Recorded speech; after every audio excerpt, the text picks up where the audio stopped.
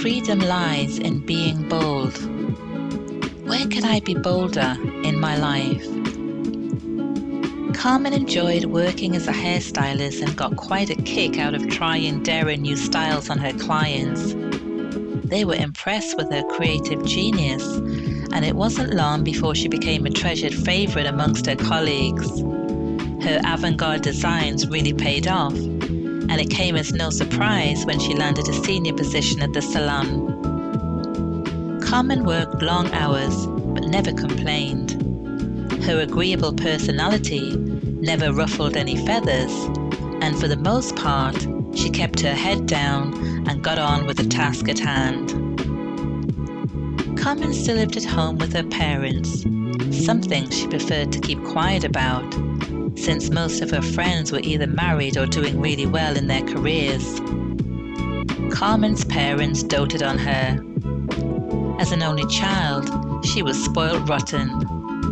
Despite being almost 39 years of age, they still paid for her vacations, groceries, social activities, her car note, gym membership, and pretty much indulged her every whim. Deep down, Carmen knew it wasn't right, but as she did with most things, she quietly went along to get along and didn't want to rock the boat.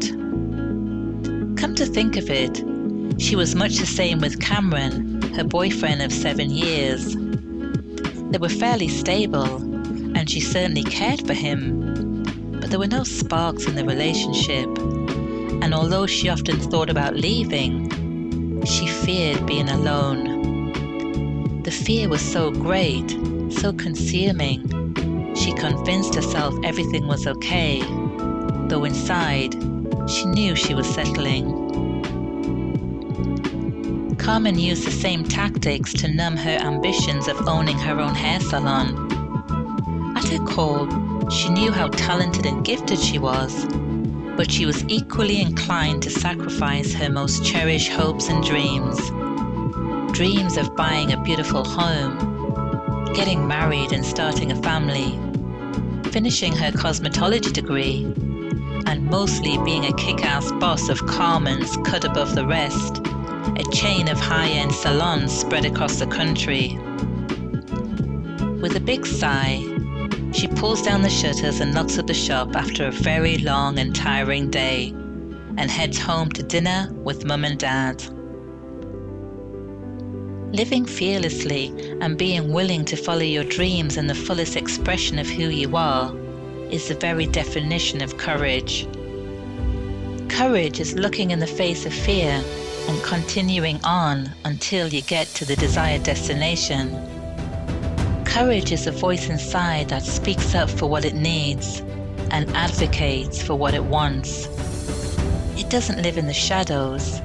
It's in full glow, anticipating the next adventure. Courage is the armor you wear when you stand up for what you believe in. It's the monumental leap you take to get closer and closer to your goals. It shows up as unwavering commitment, uncompromised dedication, and as the die-hard defender of communities, families, and causes you support and live for. But courage also stands with the quiet and unseen. It's in that moment you open yourself up to be seen, to be vulnerable in the arms of another, to be wholly and authentically you, to look inwardly and confront the dark aspects of your being, to embrace and fly unafraid on the winds of change, to flow gracefully with the highs and lows of life as you gather momentum along the way. Courage is in between the compassion and the calm, the angels who protect and the saviors who rescue your plight. Sometimes finding courage is difficult. It can be scary. Your brain wants to protect you and so creates all kinds of stories, excuses, and justifications that you vehemently hold on to. It indulges your fears and false perception of the world. It traps you in your comfort zone, deluding you into habitual laziness and apathy. It wants you to be spoilt and entitled, to keep you from discovering your inherent power. It reinforces negative and limited ideas you hold about yourself, robbing you of self-efficacy and self-belief.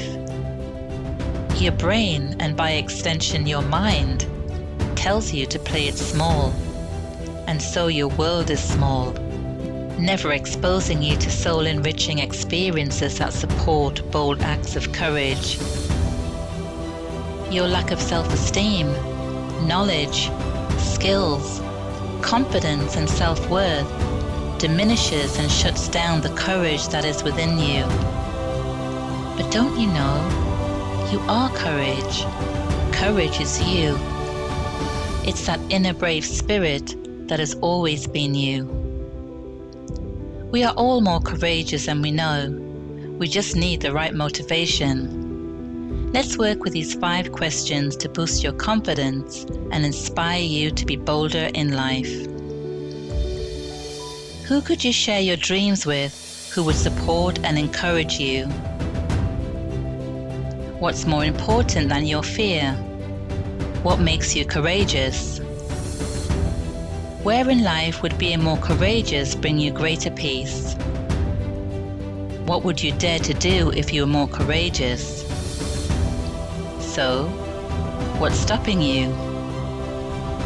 Ponder these questions over the week ahead. Journal around them to go deeper. The therapeutic and restorative benefits of journaling are endless. Journaling can reduce symptoms of depression and anxiety because it serves as a sounding board or a release valve for disclosing feelings and emotions.